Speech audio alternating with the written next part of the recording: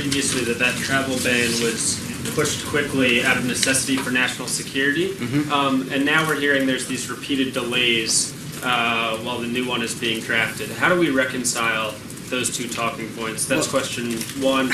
And then secondly, the president said today that the deportations taking place under his watch are a military operation. Right. Secretary Kelly said the military won't be involved in deportations. Did the president misspeak? No, so I'll take the latter first.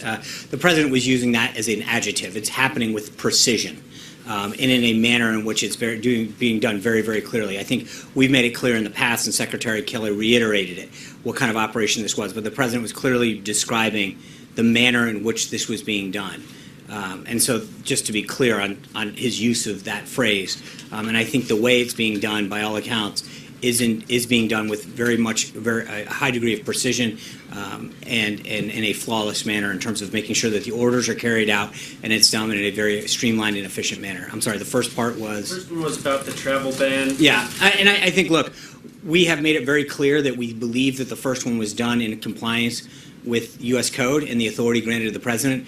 This time, the order is finalized. What we are doing is now in the implementation phase of working with the respective departments and agencies to make sure that when we execute this, it's done in a manner that's flawless. And so it's not a question of delaying. It's a question of getting it right. We've taken the court's opinions and concerns into consideration. But the order is finalized. It's now awaiting implementation.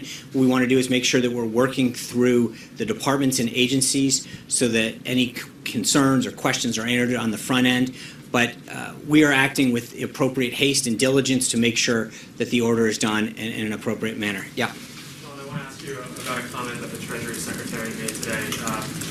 He was asked if we should assume that the tax plan that the President is about to roll out will take effect in 2018, and he said, and I'm quoting, "I think we're looking at that." So my question to you is, would the President accept a tax proposal that deals with the timeline of implementation through 2018, but not 2017? So the Secretary Mnuchin also made it very clear that his goal is to have this wrapped up by August and implemented. The question is, or what you're referring to is what year it actually takes place, right? So whether it's retroactive to tax year 2017 or fiscal year 17.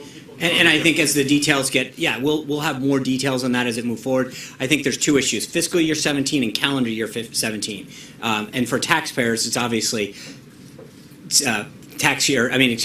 calendar year 2017 that they're probably most concerned with. And I think the President, as we work with Congress, will have those details to be able to flesh out. I want to go to our first